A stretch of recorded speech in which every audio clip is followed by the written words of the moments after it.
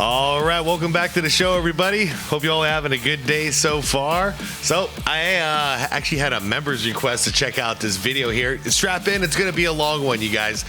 This is how good were the Showtime Lakers actually. We got a 39-minute video here, and shout out to Cam, longtime supporter of the channel. Appreciate you, man. Absolutely, I'll react to this. Let's do it. This is coming from the channel Nonstop, and this just dropped just a couple days ago. So this is fresh and out there, and you know, we got the 23rd for MJ, we got the 23rd for Kobe, and we don't have a day for Magic, but let's just pretend like it's Magic Day right now, and let's just appreciate the Showtime Lakers for what they were. Some of the most fun basketball I think we'll ever get to.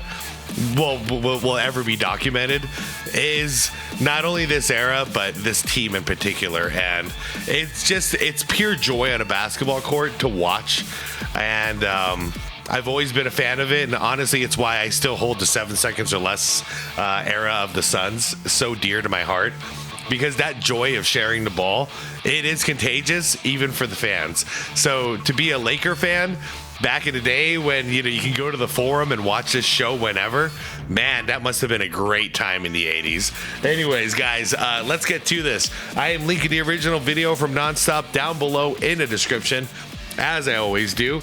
You also see a list of channel members, and I appreciate you all very, very much.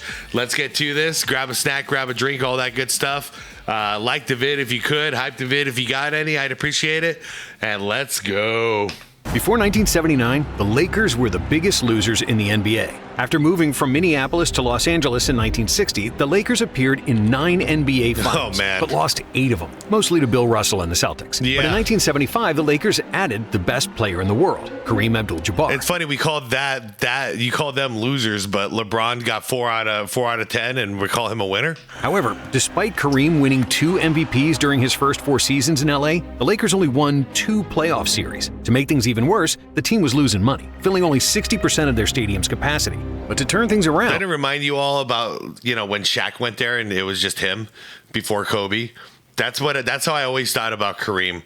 Like, Kareem was doing his thing, but then when Magic got there, now we got a contender. All they needed was a bit of magic. With the first overall pick in the '79 draft, the Lakers selected Earvin Magic Johnson. And together with their new owner, Jerry Buss, the Lakers immediately transformed into a winning franchise. Between 1980 and 1991, the Lakers made the NBA Finals 9 times, winning 5 championships and leading the league in offensive ratings 7 times. The Lakers were called Showtime, and Showtime was the most attractive basketball spectacle on the planet. All right, let me know in the comments, you guys. Do it early. You guys ever been to the forum to watch a Showtime Laker game back in the day? Let us all know in the comments. That's a comment we all want to read. And the one thing Dr. Buss always said is we want you to entertain the entertainers. And that was our role. With a fast-paced offense, no-look passes, and celebrities sitting courtside, Showtime transformed how the NBA games were consumed, how the game was played, and most importantly, it saved the NBA. I mean, talk about an era where they understand the idea of entertaining the fans, like entertaining the entertainers. That sounds like LA to me. Since we lost championships, we have a history together that's you can't replace. This is the story of the Showtime Lakers, the most successful era in franchise history. The most expensive divorce of all time is that of Bill Gates, who gave up $76 billion to divorce Melinda Gates. But back in That hits a little different in 2026. Yeah, good thing she got the hell out of that. 1979, the world record for the most expensive divorce belonged to Jack Kent Cooke, who owned the Lakers. To rebuild his capital, Cooke decided to sell the Lakers to Dr. Jerry Buss, a successful real estate mogul. Wow, I forgot it was that. Buss acquired the Lakers from Cooke in a complex $67 million deal that involved cash and land swaps, and also included the sale of the Forum Arena, the Los Angeles Kings, and other assets. From what I remember, Buss was a huge real estate guy. The largest deal in sports history at the time. Dr. Buss, let me ask you, first of all, why would you want to buy the Forum? The Forum is a magnificent piece of real estate. There it is. So it's a combination of economics and fun. upon its purchase, I was probably the most impressed of all the people. Everybody. So he bought, I'm sorry to interrupt. He bought it for a couple $100 million or whatever. And then they just recently sold a majority share for $10 billion, wasn't it? Just last year, $10 billion, I think was the correct number. Talk about a return on investment, man. Jeez. Plus, he loved the Lakers. Like he was, the smart man. He wanted the real estate, and that was the greatest financial investment ever. And he got to live the life of just watching the Lakers every single day and being part of the team. So it's what a purchase. We left the Forum to go home that night. The lights were down low. I took a portable chair, sat it out in the middle of the basketball court, lighted a cigarette, and leaned back, and I thought, wow, I've really arrived. But before he sold the team they did that at they showed that clip in the TV show, actually. Something Winning Time, I believe is what it was called. Cook made arguably the biggest decision in franchise history. Due to the 1976 trade with the New Orleans Jazz, the Lakers were in contention for the #1 pick in the '79 draft. And thanks to a lucky coin flip, they won the first pick over the Bulls. And yet, they almost made one of the biggest mistakes of all time. Jerry West, arguably the best general manager ever, wanted to draft Sidney Moncrief. Wait a second. The Bulls could have possibly gotten Magic Johnson in the '79 draft. Future two-time Defensive Player of the Year. But Cook disagreed and wisely decided to use the '1 pick on Magic Johnson. Yeah, excited about being a pro? Definitely. I'm very excited. You know, I love the challenge and the, see what I can do, and that's the main thing. When Buss bought the team, he inherited a talented team, but he still faced serious problems. The NBA was an afterthought, a distant third in viewership behind baseball and football. At the time, revenue from TV rights was minuscule, and many games, even the finals, were aired on tape delay. The games wasn't tape delayed. I don't even know if y'all remember because I remember in college I'm watching tape delay games, championship games, not regular season. Right. I mean, I'm watching games in my dorm at 11 o'clock at night of the finals. The public perception of the NBA was that it was a league full of drunks, womanizers, and drug addicts, which wasn't too far from the truth. There are serious problems that clearly make this a critical year for the NBA. When you bought the Lakers... And this is why it could never be understated. A lot of people just give Jordan the credit here for saving the NBA. Yes, he took it to a whole nother level and made it global. But Magic Johnson and Larry Bird saved the NBA. Jordan just took it to turn that little home and turn it into a skyscraper. But it might not have even been there in 1984 for Michael Jordan if it wasn't for Bird and Magic. So I always want to give credit where credit's due. Were they making large profits at the time? No, they were not. I think at that time, the combined statement of the Lakers and the Kings broke even, if anything, maybe showed a small loss. Wow. However, Buss was the first NBA owner who understood that basketball wasn't just a sport, but it was also entertainment. And soon he made the whole world realize it too. His first order of business was to make the Lakers flashy on the court, and he wanted them to play fast. He hired coach Jack McKinney because McKinney wanted his teams to run. And with Magic Johnson as the new point guard, the Lakers instantly transformed into a dangerous transition team, finishing first in offensive rating in Magic's rookie season. Yeah, from what I remember, he assigned Jeannie Buss to be in charge of the... What do they call it? The Laker girls back then. So she was the one who designed like the costumes and all that. So she knew the game. The game was entertainment. However, the changes weren't just about basketball. Their advertising, in most cases, is amateurish. I think there is a great lack of effort and ability to merchandise properly. Buss fired the Forum's organist and brought in a lively 10-piece band of young musicians, along with blasting music over the PA system during timeouts. Nice. He was also the first NBA owner to introduce mascots and to recruit female dancers, who became known as the Laker Girls. Yep. Furthermore, Buss wanted to make the Lakers games a status event and pack the Forum with Hollywood celebrities. The seats in the higher sections of the Forum remained cheap for the working class, who made a lot of noise, but Dr. Buss expanded the skybox from 13 seats to 63. where all of Hollywood hung out after games. Nice. And there was even an arena nightclub for an after party, Oh, yeah. always filled with beautiful women. The courtside seats became the most expensive row of seats in the NBA. Talk about being 40, 50 years ahead of the game. Often Visionary. frequented by movie stars, headlined by Jack Nicholson, who became known as the Lakers' #1 fan. Why are you the #1 fan for the Lakers? Why am I the What makes you the #1? Because I live in LA and I got a lot of free time. Pretty Some soon, things never everyone change, wanted huh? to be seen at NBA games, and the Lakers started turning a profit for the first time in years. However, all that dancing and singing and Hollywood stars wouldn't mean anything if the product on the floor was bad. Absolutely. And Buss knew that. You like excitement, you've got an exciting atmosphere for basketball here, and your Lakers are certainly an exciting team.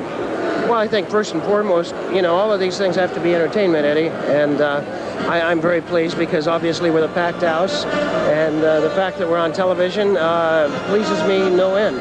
Magic, who had played all 5 positions at Michigan State, was slated to play point guard, even though the Lakers already had a very good point guard, Norm Nixon. Having Magic and Nixon in the backcourt gave the Lakers a lot of versatility and different ball handling options. With Irvin and Norm, there's a good chance I will get the ball, but if I don't, that someone will get an easy shot, and in the long run, that's going to help the team. Jamal Wilkes was one of the best small forwards in the league, and the team's second leading scorer, Michael Cooper, was an excellent defender off the bench, while Kareem dominated at center. However, before the start of the 1980 season, the Lakers made a huge mistake. They traded Adrian Dantley to Utah, who averaged 30 points per game over his next 7 seasons with the Jazz, including 2 scoring titles. Damn, but man. the Lakers wanted to add size at power forward. So they exchanged Dantley for Spencer Haywood, who averaged 21 points per game during the '79 season. On paper, the trade made sense, because Haywood was bigger and more experienced. But in reality, it was a disaster, largely due to Haywood's drug habit, which nearly destroyed his career. I slipped into another group, and Iman was just constantly begging me, please don't go with these people. And I was like, man, I'm with Pryor. What the fuck? He's making me laugh. Yeah. Oh, Richard Pryor. He did a lot of cocaine now, didn't he? Yeah. I slipped, man. I slipped badly. When the season started, I'm assuming he got into coke then. it took some adjustment for the Lakers to adapt to Coach McKinney's fast-paced offense. But as the games went on and Magic got more familiar with the system, things began to change. Wins began piling up, and after the first month, the Lakers had a 9-3 record. But then disaster struck. On November 8th, Coach McKinney was riding his bike when he had an accident and hit his head. He was rushed to the hospital, and the doctors gave him a 50-50 chance of staying alive. And even though he survived, McKinney couldn't return to the bench. So Paul Westhead became the new head coach. Paul Westhead became the villain, basically, in Winning Time, by the way. And I'm curious to watch this. I'm going to pay a lot of attention now for this next section, because was he really that bad? I know Magic threatened to leave if they didn't get rid of this guy. So I assume he was really bad. With Pat Riley as his assistant. The guy fancied himself as like a basketball like genius, though. Using McKinney's system, Westhead successfully continued the season, finishing as the #1 seed with 60 wins and 22 losses, the second best record in franchise history. LA had the best offensive rating in the NBA, leading the league in assists and field goal percentage, shooting an unreal 53% for the season, a new NBA record. Wow. And Kareem was a big reason for that. He shot a career-high 60% from the field, while averaging 24.8 points, 10.8 rebounds, 4.5 assists, and a league-leading 3.4 blocks per game, which earned him his 6th MVP award, which is still an NBA record. Damn, man, I forgot. He's got one more than MJ. However, Kareem wasn't the only Laker to hit a career high in efficiency, and the biggest reason for that was a man with the greatest... The only Laker to hit... How the hell did he see this? Hit a career high in efficiency. What a And the pass. biggest reason for that was a man with the greatest smile in NBA history. Magic. Johnson's incredible court vision, combined with his impeccable ball handling and height of 6'9", allowed him to see and execute passes that no one else could. Magic was capable of throwing full-court passes with pinpoint accuracy, grabbing the rebound himself, and starting the fast break for a ton of easy baskets. No-look passes, one-handed passes, behind-the-back passes, Magic did it all and found everyone. But what was maybe even more crucial for the Lakers than his passing was that Magic was a leader. Despite barely talking to the always quiet Kareem, who was the team's best player, Magic possessed a quality that Jabbar desperately lacked: charisma. It seemed like Magic had more teeth than any human alive due to his omnipresent smile, and the people gravitated towards him. He had the name, the game, and the flair. And with the charisma, he was just a great communicator. Still is to this day. Perfect player for Jerry Buss's plan for the Lakers to become an extension of Hollywood. Due to Magic's passing wizardry, the up-tempo style of play, and the singing, dancing, and Hollywood mingling, the Lakers got nicknamed Showtime, a term that Jerry Buss borrowed from a club he frequented in the 60s, which started each night with the phrase, "It's showtime." Nice. And even though Magic and Kareem were cordial, they weren't really the best of friends, and it took a while for their relationship to bloom. The same was true for Norm Nixon, who was jealous of Magic's popularity, feeling that he should be featured more on offense. And it's interesting because, once again, the show showed a lot of friction between Magic and Norm. But anytime I've heard Magic or Norm in real life talk about each other, it's all respect. So I'm not saying there wasn't animosity back then. There probably was, because there was a competitive edge there. But I don't think there's any hard feelings after it was all said and done. 7.7 rebounds and 7.3 assists per game. Damn. Magic finished second in Rookie of the Year voting, behind Larry Bird, which he's still mad about today. He is. He was Rookie of the Year. I think you got like 1 or 2 votes. That's all. That's all you. I think it was like 32, 33 to like 1 or 2. No, even more than that. It was 60 something to like 2. I hate to say that too. I gotta say that on TV. And so I was pissed, man. I was mad. But when the playoffs started, all of that became trivial, as the Lakers had high hopes of winning their first title since 1972. Thanks to the best regular season record, the Lakers had a first-round bye. And in the conference semifinals, their high-octane offense proved too much for the Suns, with the Lakers averaging 117 points and winning the series in 5 games. In the conference finals, LA also took 5 games to get past Seattle, advancing to the finals for the first time since 1973. In the finals, the Sixers awaited, who defeated Larry Bird and the Celtics thanks to a talented team led by Julius Erving, Mo Cheeks, and Darryl Dawkins, with 7 of the players from the 2 starting 5s in the finals eventually entering the Hall of Fame. I'm looking for us to win. I have a lot of confidence that we can beat the 76ers, but all of that will not mean anything if we don't go out and put it into real terms on the court. The Lakers won Game 1 thanks said. to a monster game from Kareem, who posted 33 points, 14 rebounds, 6 blocks, and 5 assists. In Game 2, Kareem scored 38, but it wasn't enough, as the Sixers had 3 players with over 20 points and even the series. To make matters worse for the Lakers, they lost Spencer Haywood, who got removed from the team after falling asleep during practice. Whoops. And so one day I was on my way to practice. I had had a real crazy night. We were in the playoffs for the finals. I got to have one more shot. I got to have one more hit. So then I run to practice, and I decided, well, I think I can run it out of me before this practice started. I ran around the track, just running, and all of us. So then I get to the practice, and I'm so freaking tired and so up that I fall asleep. Here's Jamal, get up, get up, get up, get up. I'm like, well, where am I? And because Coach Westhead knew it was because of his drug habit, he would never played another game for the Lakers. That's hardcore. He's willing to try to sweat it out before the practice. That's bad. Yeah. That's crazy. So that's when the team decided, well, it's best that you stay home for a while.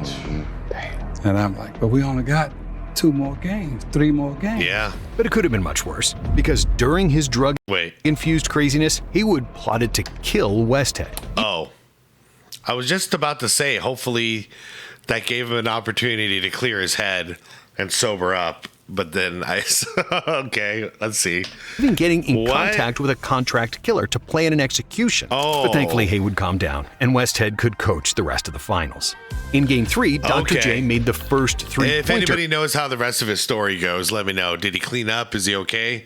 Did he go to jail for threatening Paul? What the hell happened? In NBA Finals history. And amazingly, it was the only 3 of the... Hold up, I'll back it up. Down, and Westhead could coach the rest of the finals. In Game 3, Dr. J made the first 3-pointer in NBA Finals history. Wow. And amazingly, it was the only 3 of the entire finals. Sounds as both about right. teams only attempted 20 shots behind the arc, which was added at the start of the season. The Lakers then won Game 3, but the Sixers once again came back in Game 4, which will forever be remembered by Dr. J's iconic baseline move. However, In Game 5, horrible luck struck the Lakers when Jabbar twisted his ankle and had to leave the floor. Miraculously, he returned in the fourth quarter despite a visible limp and still scored 14 points in the final period, helping the Lakers take a 3-2 series lead.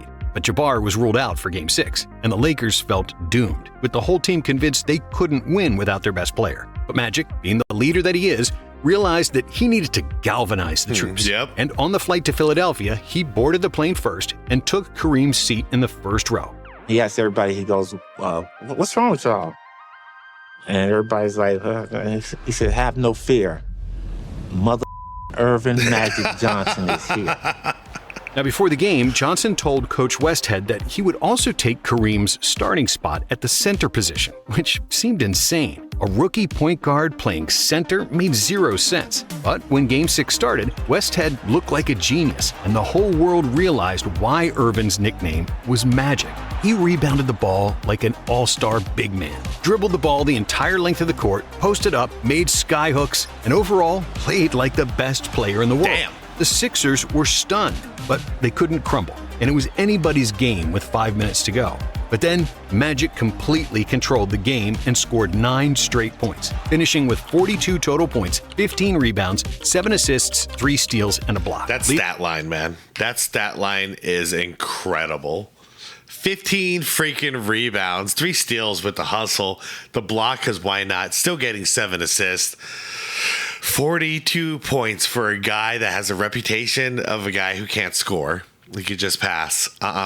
He chose to pass. He's a pass-first guy. He could score whatever the hell he wanted.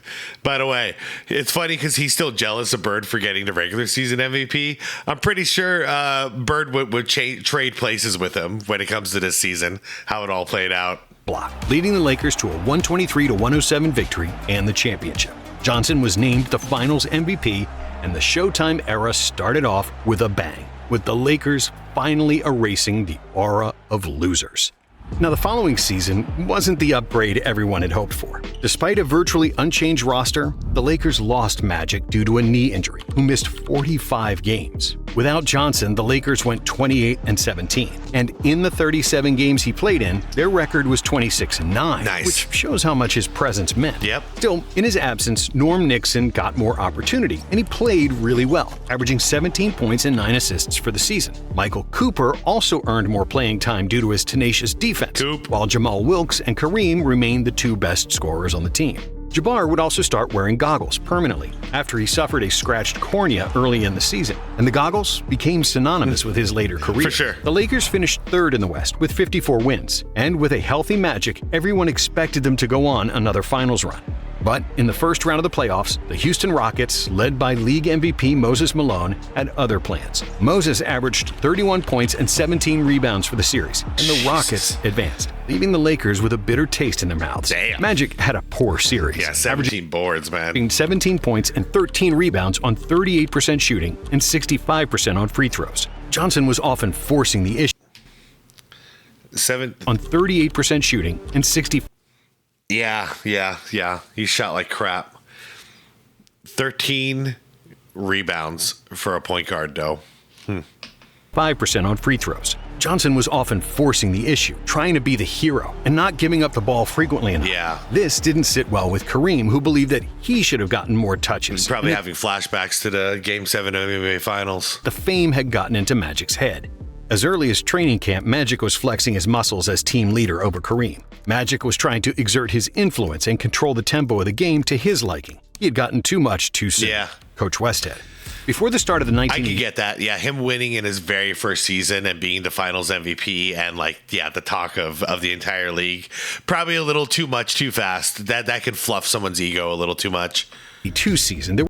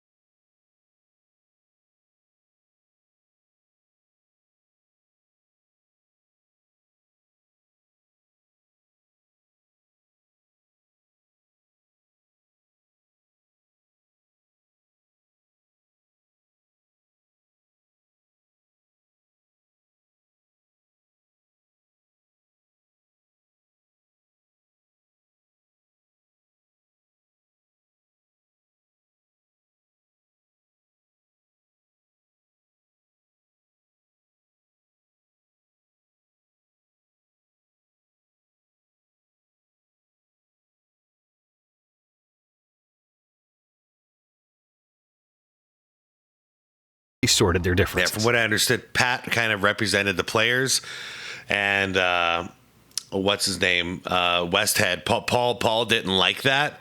Paul was. This is just what I got off of watching the show and watching the documentary.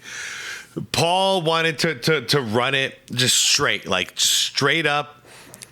His offense, no flow, no showtime, none of that. Just a very strict, organized offense. And the players weren't down for it. The players wanted to go at a faster pace, led by Magic. Pat Riley was on that side. Paul didn't like it, so he kind of replaced him without replacing him. He made him an assistant, like a second assistant, and eventually we'll see what happens after that. But that's kind of like, that should set the table for you. And the common ground on which both guards agreed on was the hate for Coach Westhead. Yeah. Both point guards were capable of playing fast, making decisions on the fly, and they felt that Westhead's offense was stifling them. Yeah. Magic really came to hate Paul. He was usually all smiles, high-fiving people when boarding the team bus, but now he'd get on the bus, walk straight to his seat, and just sit there. He wouldn't even look at Westhead. In practice, usually Magic would be on top of the key asking for the ball, and he'd be bobbing back and forth all energy. Now he would just stand straight and still. Michael Cooper. Mm-hmm. 6 games into the 82 season, Magic said he wished to be traded because he was... Yeah, you can't... When you have a lineup, you can't treat every lineup the same. I strongly believe in that. You have to see what your individual players are capable of and then create something around them. In this case, it was just, this is the Paul Westhead system. Like it, don't like it. It doesn't matter what kind of players we have. Just fall in line. And he believed basically everyone is replaceable and interchangeable in a system like that. And when you're dealing with, you got guys like Magic Johnson and Kareem Abdul-Jabbar amongst other great players on that team. I think it's an irresponsible way to approach constructing an offense for a team. Is just go, whatever. You're all interchangeable. Nobody matters. I mean, you got great individual talent, unique talent. Kareem is unique talent. Magic is unique talent. Find ways to exploit that uniqueness. Unhappy playing for Westhead. Everybody wants to know, do you still feel the same way this morning as you did last night? Well, really, I don't have no comment right now until after I meet with Dr. Buss. Then, you can have all the questions you want, okay? What's the problem, man? Good respect. No questions right now, really. I don't have no answers till after I meet with him. Thank you. Shortly and that's after, respect. I'm going to go talk to the boss. None of your business right now. Nothing to report. Dr. Buss realized that the team chemistry had fallen off a cliff and that Paul Westhead had lost the locker room. Well, Magic got his wish. Coach Paul Westhead was canned. Paul Westhead has been fired as the coach of the Los Angeles Lakers after the team star, Magic Johnson, said he wanted to be traded. And in his place came the rookie coach who would become synonymous with Showtime, Pat Riley. But even though By the way, if I say Paul Westphal on accident instead of Westhead, it's because Paul Westphal used to coach and play for the Phoenix Suns. Sorry, my brain is wired. Younger than any other head coach at the time, Pat Riley quickly proved that he was the right man for the job.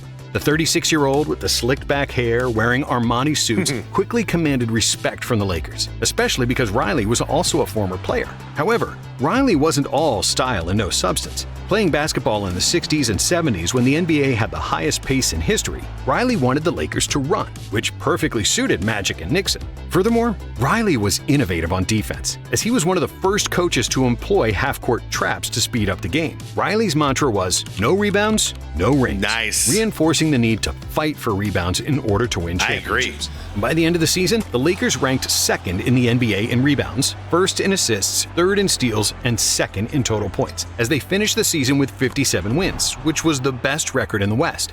With a perfect blend of youth and experience, the Lakers didn't lose a single game on their way to... The Spurs were the second in the West. Was George Gervin leading the charge at that point? I can't remember. I wasn't born yet at this point. To the NBA Finals, sweeping Phoenix and San Antonio with a balanced offense, as 6 Lakers players averaged double figures in scoring. In the finals, LA once again matched up against the 76ers in what was another close series. After 5 games, Philly scored the most points, but the Lakers had a 3-2 lead and the chance to close out the series at home. In Game 6, Magic took just 3 shots, but he finished with 13 points, 13 rebounds, and 13 assists. Wow. As once again, 6 different Lakers scored in double figures, led by Wilkes, who had 27. The final score was 114-104 for LA. who won their second title in 3 years. Dude, 13, 13, and 13. Okay. Magic Johnson once again named the finals MVP. And then the rich only got richer. What do you guys feel? Here you win the championship, you're the best team in the NBA, and you get the #1 draft pick. Well, I feel that every championship team, and the reason that you don't repeat because you don't get better. But this year we'll get a little better with this first choice, and it might help us for next season. Rich get richer? Yeah, so to speak, the rich get richer. Just like how they lucked out with Magic, in 1982, the Lakers once again won the coin flip for the #1 overall pick, thanks to a 1980 trade with the Cavs, who ended up as the worst team of the 82 season. The new general manager, Jerry West, who took over from Bill Sharman, who in turn became the team president, selected small forward James Worthy first overall. That's what I was ahead of thinking. Terry Cummings. I got to say, that's what I was thinking, but I was hesitant on saying it because I didn't remember that James went first. Wow. First #1 pick, James Worthy. That's crazy. I mean, well earned. He's one of the most underappreciated players of all time, in my opinion. Dominique Wilkins. With the championship. Dominique was in there? He came out in 82 as well? Or James Worthy first overall, ahead of Terry Cummings and Dominique Wilkins. Yo, I love James Worthy, but could you imagine Showtime Lakers with Dominique Wilkins? Huh. With the championship roster unchanged and the addition of Worthy, the Lakers were considered title favorites. And throughout the regular season, they justified those expectations. LA had the best offense in the NBA, and they were leading the league in assists and field goal percentage, largely thanks to Magic, who led the NBA in assists with a career-high 10.5 dimes per game. However, just before the start of the playoffs, James Worthy got injured and ended his season. It's just really tough to really, understand it or just deal with it. Accept it, yeah. Because of everything was going so good, so we just had to try to do it and just try to hang in there and hopefully that everybody else can stay healthy. But even without their prized rookie, the Lakers once again reached the finals with relative ease, beating the Trailblazers and the Spurs for another finals matchup with the Sixers. However, this time around, things were different. Philadelphia added Moses Malone back, who was the best player in the world and won his third MVP. Malone dominated the Lakers on the boards, grabbing 18 rebounds per game in the finals, along with 26 points. And even though the Lakers still had 6 players averaging double figures, the Sixers edged them out every game, winning the finals with a sweep. And so, after 4 years, the Lakers decided to break the backcourt partnership of Magic and Nixon. Even though Nixon averaged 17 points and 8 assists during that time and made the All-Star team, he was 28 years old and wasn't a traditional shooting guard. So, LA traded him to the Clippers for the 4th pick in the 1983 draft, Byron Scott. Scott was taller, sturdier, and a better outside shooter, and 6 years younger. No disrespect to Norm, but this ended up being a great idea. Byron Scott. Trading for him was one of the first of many great decisions by Jerry West. Yeah, I played. Yeah, now you got a deadly shooter from the outside to add to this mix. 6 Hall of Famer. 6, hold on. Of many great decisions by Jerry West. Yeah, I played with 6. 6 Hall of Famers. I played with 6. On one team? Yeah, on one team. That's not counting the coach, and that's not counting Jerry West. Jeez. That's not counting Bill Sharp. You know what I'm saying? Mm-hmm. I played with Kareem, Magic, James, Coop, Silk, Bob McAdoo. And even though he turned 37 years old toward the end of the season, Kareem was still doing Kareem things, leading the Lakers in scoring with 21.5 points per game. And then on April 5th, 1984, against Utah, Jabbar broke Wilt Chamberlain's record for most career points, a record he would hold until LeBron broke it in 2023. Magic was also thriving under Pat Riley, averaging a career-high 13.1 assists, along with 7.3 rebounds and 17.6 points on 56% shooting, another career high. Wilkes was still highly productive. 13 assists. Averaging 17, and Worthy was coming into his own with 14.5 points per game, while McAdoo and Michael Cooper thrived in their roles off the bench. The NBA playoffs were expanded from 6 teams per conference to 8, and as a result, the first-round bye system was eliminated, while the first round switched from best of 3. Okay, so I was going to ask that question earlier, but here's the answer. So it started in 1984, the first round bye was over. To best of 5 series. So how do you guys feel about that? Might be, I don't know. I know they won't do it because they're desperate for money right now, so more games, more money. But why do you guys feel about the best record in both conferences, getting a first round bye. It's kind of interesting, kind of like at the NFL. Had the best record in the West for the 4th time in 5 years. They had to play in the first round, where they swept the Kings. In the second round, the Mavs fell in 5 games, while the Suns lasted for 6, with the Lakers making the finals for the 3rd consecutive year. But in the finals awaited the opponent that would mark the Showtime era and the career of Magic Johnson. It was Larry Bird and the Boston Celtics, who finished with the best record in the NBA. Bird also won the MVP that Crazy season. thing about Michael Jordan's coming out as a rookie in '84, and you're seeing this, like, oh man, how am I gonna? This is your competition, Magic and Bird. Despite Johnson having 2 titles compared to Bird's 1 before the '84 finals, many considered Larry to be the better player. Yes. Mostly because he was a superior scorer. Yeah, we did. A lot of us did. We thought on an individual level, Larry was better, but I mean, the Lakers were better all around. That's the way a lot of us saw things just in general back then. But that's why, like, I still, to this day, Magic got 5 rings, Bird got 3, but I have them side by side on my greatest of all time list. In the playoffs, Bird was playing the best basketball of his career, shooting over 50% in every playoff series, seamlessly dropping 30-point games and double-digit assists. The finals was the hardest series for both the Celtics and the Lakers, and it took 7 games to decide a winner. But in that final game of the season, players on both teams struggled with their shot, including Larry and Magic. However, the Celtics were more poised down the stretch, winning 111-102 to secure another championship parade in Boston. With 27 points, 14 rebounds, 4 assists, and 2 steals per game, Bird was named the Finals MVP. But Magic didn't disappoint either, with 18 points, 8 rebounds, and nearly 14 assists per game. But for the first time ever, Bird defeated him when it mattered the most, and the Celtics increased their winning streak in the finals against the Lakers to 8. However, with the talent they had, the Lakers wouldn't be losers for long. Even though the team stayed virtually unchanged, the progress of Worthy and Byron Scott gave the Lakers 4 dangerous offensive threats, with 4 of their stars averaging between 16 and 22 points per game. Showtime was in full effect, and during the next season, the Lakers had the best offense in the league, shooting an incredible 45.5% from the field as a team, which is a record that still stands to this day. They won a league-best 62 games, with Magic finishing second in MVP voting behind Bird. But in the playoffs, the Lakers were clicking on all cylinders, losing just 2 games on their way to another finals clash against Boston. But in Game 1, where was it? Second in MVP voting behind Bird. Hold on. Won a league-best 62 games. Nuggets were number 2 in the West. Is that Alex English leading the charge back then? With Magic finishing second in MVP voting behind Bird. But in the playoffs, the Lakers were clicking on all cylinders, losing just 2 games on their way to another finals clash against Boston. But in Game 1, it was a slaughter. The Lakers lost 148-114 in a game that will forever be remembered as the Memorial Day Massacre. LA got humiliated, and it seemed like they couldn't win another title with Jabbar, who was 38 at the time and played poorly in Game 1. The media went crazy. We're over the hill. We're done. What a horrible performance. Kareem Abdul-Jabbar is too old.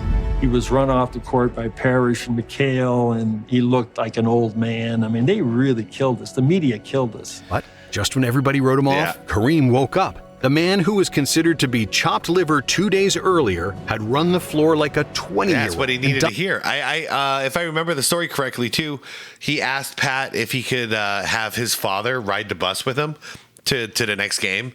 And Pat said yes. And for whatever it is that they talked about, him and his dad, apparently that's exactly what he needed. And then, this is what happens.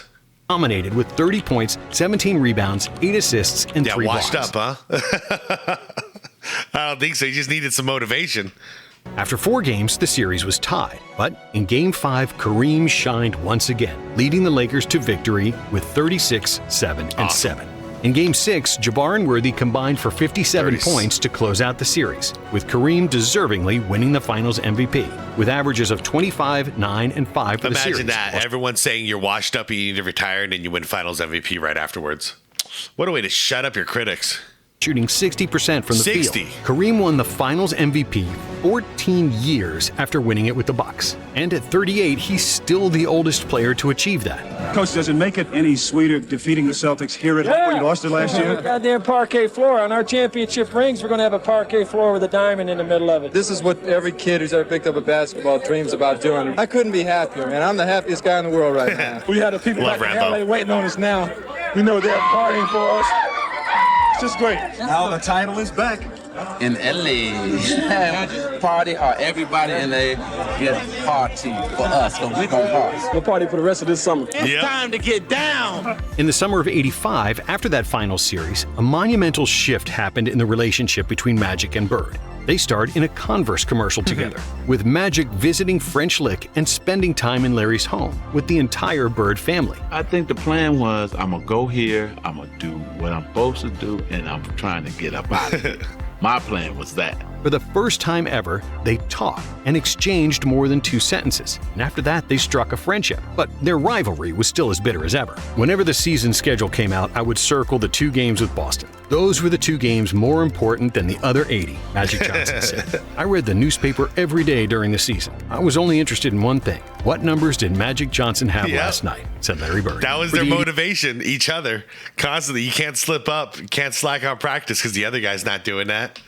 The 6th season, the Lakers added AC Green, who would later become a key part of the team and get known as the Iron Man, having appeared in 1,192 consecutive games. The rest of the team stayed the same, with Kareem... Just real quick.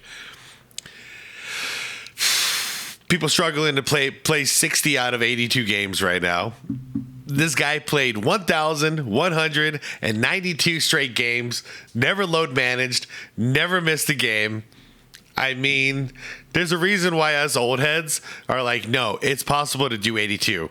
Unless you have a serious season-ending injury. Nah, man, you can go out there and play.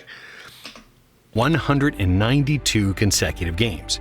The rest of the team stayed the same, with Kareem once again leading the Lakers in scoring, while Magic led the NBA in assists. But once more, Bird was named the MVP in what was arguably the best season of his career. This and 86. Just when the world geared up for another rematch between the Celtics and the Lakers, the Houston Rockets got in the way. In the Western Conference Finals, led by Twin Towers Hakeem Olajuwon and Ralph Sampson, the Rockets stunned the Lakers, advancing to the finals after 5 games, despite the Lakers' big 3 combining for 70 points per game. But what happened the following season was furious revenge and the best year of the Showtime Lakers. Kareem finally took a backseat to Magic and Worthy in scoring, averaging a career-low 17.5 points per game. However, Johnson averaged a career-high 23.9 points, along with league-leading 12.2 assists per game. I think it was Byron Scott, or I can't remember, maybe it was Pat Riley who were talking about this recently and said, they seriously had to sit down Magic and be like, hey, Cap's going to be scoring less this next year. We need you to make up that gap. So he did. He rose to the occasion. Finally winning his first MVP award. Michael Cooper was named Defensive Player of the Year, receiving recognition as the best perimeter defender in the game. 7 different Lakers averaged double figures in scoring for the season. Bird always says that Michael Cooper was the guy he struggled with the most as far as the defender goes. Like, he was able to do a damn good job on Bird. As good as you can do, at least. LA had the best offensive rating in the NBA for the 3rd consecutive year, and the 5th time during Magic's 8 seasons with the franchise. The Lakers won 65 games in the regular season, and they bulldozed through opponents in the playoffs, losing just 1 game on their way to another finals matchup with the Celtics, with the average margin of victory of 13 points. But the Celtics were still mighty, and their big 3 could match up against the Lakers' big 3. Even though Magic, Worthy, and Kareem averaged 68 combined points in the finals, Bird, McHale, and Dennis Johnson weren't far behind with 65 combined points. In Game 4, Larry seemed to have scored a game winner, but Magic erased it with a spectacular hook shot with 2 seconds remaining. Bird still had a good look for the win, but he missed a jump shot at the buzzer, and LA took a 3-1 series lead. The Lakers were a deeper team, with Byron Scott, Michael Cooper, AC Green, and Michael Thompson outplaying the Celtics role players, and LA ultimately won the championship in 6 games. With 26 points, 8 rebounds, and 13 assists per game, while shooting 54% from the field, Magic played the best series of his career, and he deservingly won his 3rd Finals MVP. And after the Finals, Bird called Magic the best player he'd ever seen. Oh, yeah, this one. He's a great basketball player. He's the best I've ever seen, you know. Unbelievable. I don't know what to say. The 1987 season was the epitome of Showtime, with the best and most attractive basketball in the NBA, most wins, and celebrities fighting to be seen in the courtside seats. Meanwhile, women were throwing themselves at Magic, who tried his best to reach Wilt Chamberlain's number of 20,000. Oh, man. Different women have different fantasies, and you wanted to make sure they reached their fantasies. That was my thing. But I mean, you were Magic Johnson. That's all right. You didn't mind being a daredevil every now and then.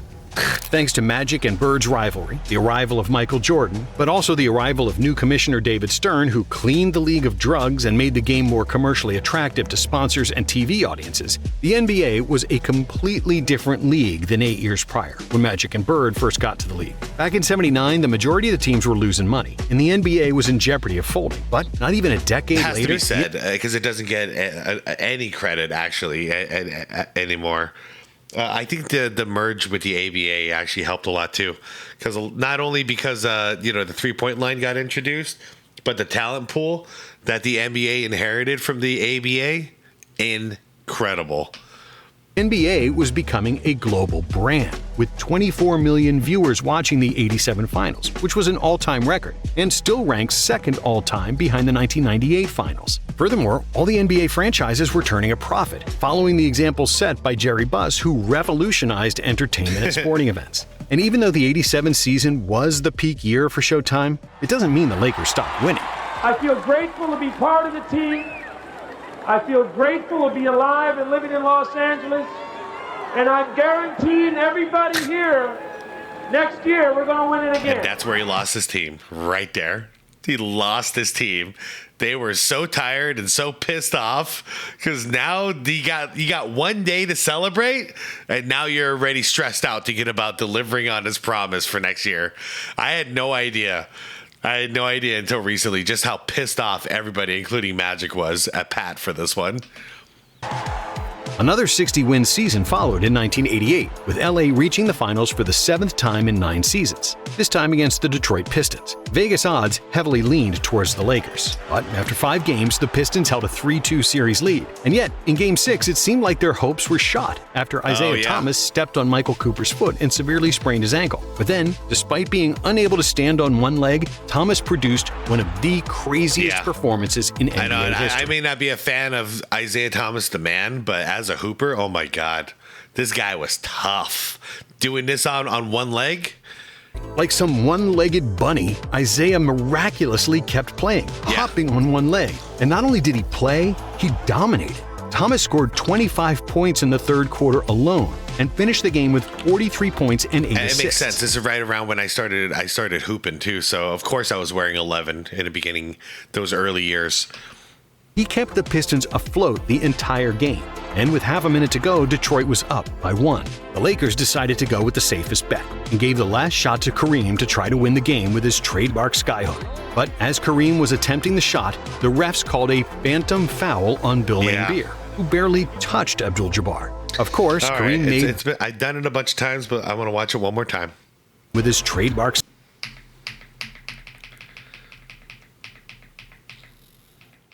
Okay. That's not a foul. Yeah, I'm sorry. It's just not. I don't like Bill Laimbeer, but that's not a foul.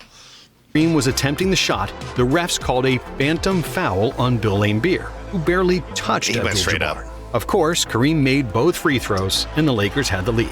After Dumars missed the layup on the other end, Los Angeles survived and forced Game 7. In the deciding Game 7, the Pistons once again had a chance to win, but Rodman stupidly ruined a fast break in the final minute that would cut the Lakers' lead to 1, and the Lakers survived, winning their 5th title in the Showtime era. Due to his clutch shooting, James Worthy was named Finals MVP, earning him the nickname Big Game James. I forget. I always forget he's the Finals MVP. Wow. Why is there not more respect on his name?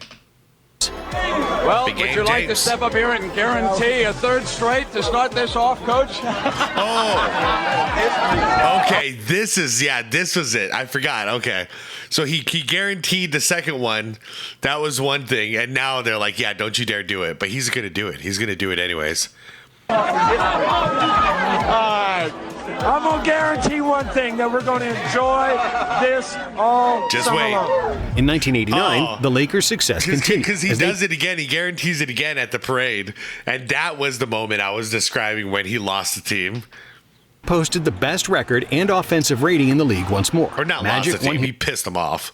His second MVP, and LA swept all 3 series in the West to reach the finals rematch against Detroit. However, this time, Lady Luck wasn't on their injuries. side. With Kareem playing at the age of 42 and injuries to Magic and Byron Scott, the Lakers had no chance against the fired-up And according Pistons. to the story of the players at the time in the documentary, it was Pat during the playoffs, especially right before the playoffs, before the finals, started practicing these guys to the bone, basically. So they were working their asses off in practice, trying to keep up with Pat's demands, and then the injuries followed. That's the way that they're, that's the way they posed it. If that's what really happened, I don't know. I've said this before in a reaction and got quite a bit of pushback, but this is literally coming from the horse's mouths. Swept the series and won their first NBA championship. After the series, Kareem retired from the NBA as the all-time leading scorer, all-time leader in blocks, wins, and MVPs, among many other records. But despite losing Kareem, the Lakers improved in 1990. Their draft pick, a Serbian center named Vlade Divac, wasn't Jabbar, but he was skilled and nimble, and with the core of the team still in their prime, the Lakers won 63 games, posted the best record, and had the best offensive rating in the NBA once again. Magic averaged 22.3 points, 6.6 rebounds, 11.5 assists, and 1.7 steals per game, which earned him his 3rd MVP award over Charles Barkley, in a controversial vote due to the fact that Sir Charles won more first-place votes. Pat Riley won his first Coach of the Year. Look at that again. Vote due to the fact that Sir Charles. Wow, Michael Jordan got 21 first place votes. Points won total. Okay, so more people voted for Magic overall, but Barkley dominated the first pick. I didn't know this. Charles won more first-place votes. Pat Riley won his first Coach of the Year award. But this would turn out to be his final season on the Lakers bench.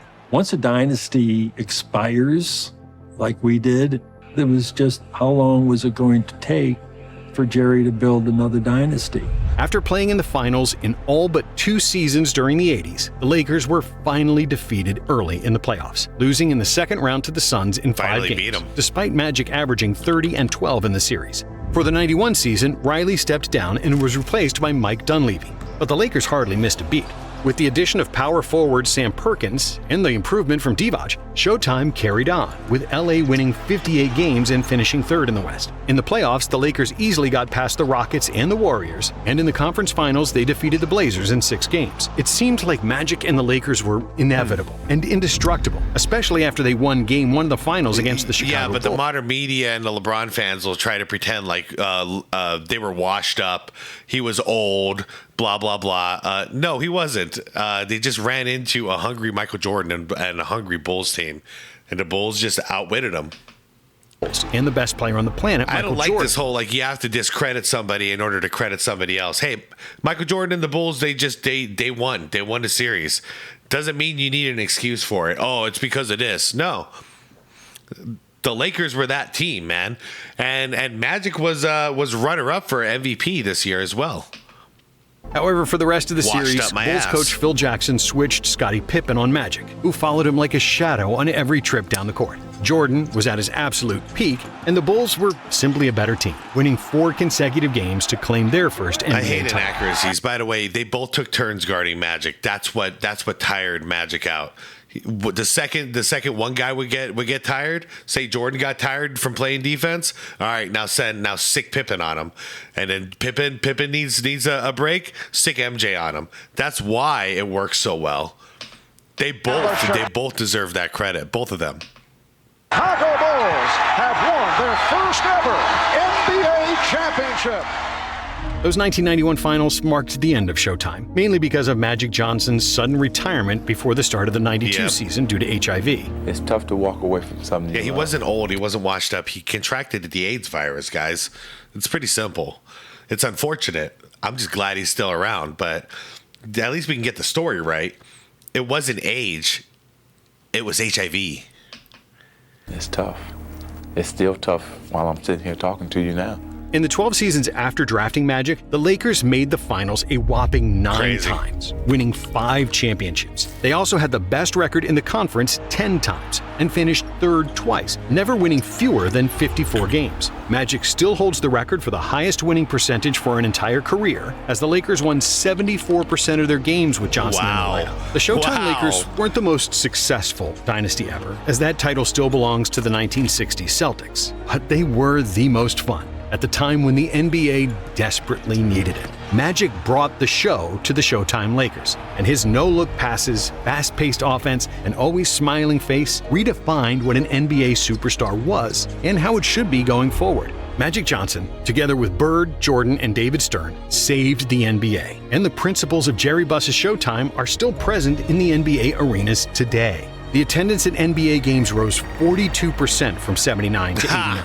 And because of the Lakers' success and impact on the NBA and sports culture, Showtime is arguably the best dynasty of all time.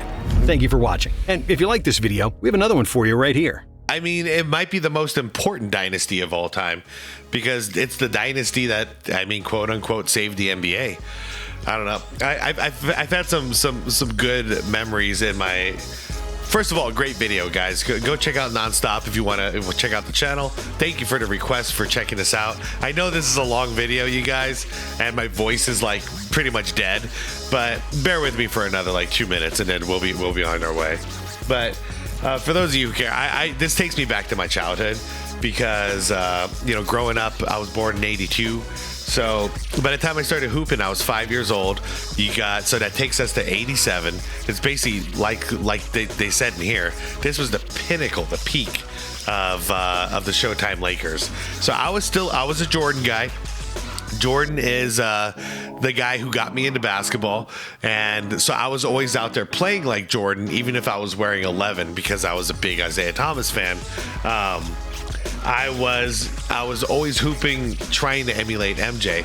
My best friend at the time was also obsessed with basketball. He was a Magic Johnson guy. So me and him would just like team up and dominate, man. We were always co-captain. We did this for like 10 years, you know, straight, you know, all the way up until, you know, it came to around high school time. We were dominating together, man. And we always shared the mantle, co-captains, because I would lead in rebounds and scoring and block shots and probably steals. He was the man with assists, dude. He had those no-look passes like Magic, and he just had court vision like no other, you know, especially for a kid. He just knew how to feed anybody who was open, and he could get me the ball anytime, you know, he could tell when I was, you know, it was a heat check time and just time to force feed me. And anyways, it's just funny because, yeah, to us, it was simulating what if Magic Johnson and Michael Jordan teamed up. This is how they would dominate, and we were dominating everybody as kids. Good times, man. Good times, man. And that's all I had to say about that. It was just, it was on my mind a little bit because I'm watching highlight after highlight of Magic Johnson in this video, and I was just thinking about my old buddy. So hope he's doing well. Hope everything is good. Man, what good memories.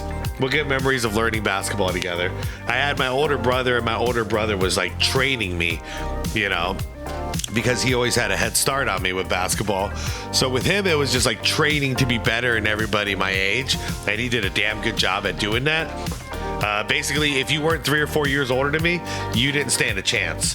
But that was because my brother would kick my ass on the court day after day. But then when we were playing our age group, man, me and my buddy, my Magic Johnson friend, oh my God, there was just no hope for anybody else. They had to split us up oftentimes because it was just unfair to have us on the same team. But it's just funny. We just grew up together. Anyways, you guys, sorry to end a video about the Lakers with a personal story, but it is what it is. You know, that's my reaction to it. So this was a great video. I learned a lot, actually. And I highly recommend the documentary. I just can never remember the name of it, but it came out probably 2 years ago. And it was an official Lakers documentary that covers all the years from the beginning all the way to just a couple of years ago. So Go check it out if you want to hear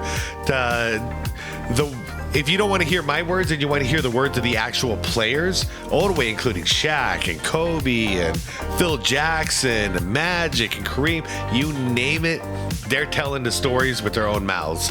Go check it out. I wish I knew the name of it, but literally look up like Lakers documentary. It'll probably be the first one that pops up. Guys, I am out of here. Thank you for watching.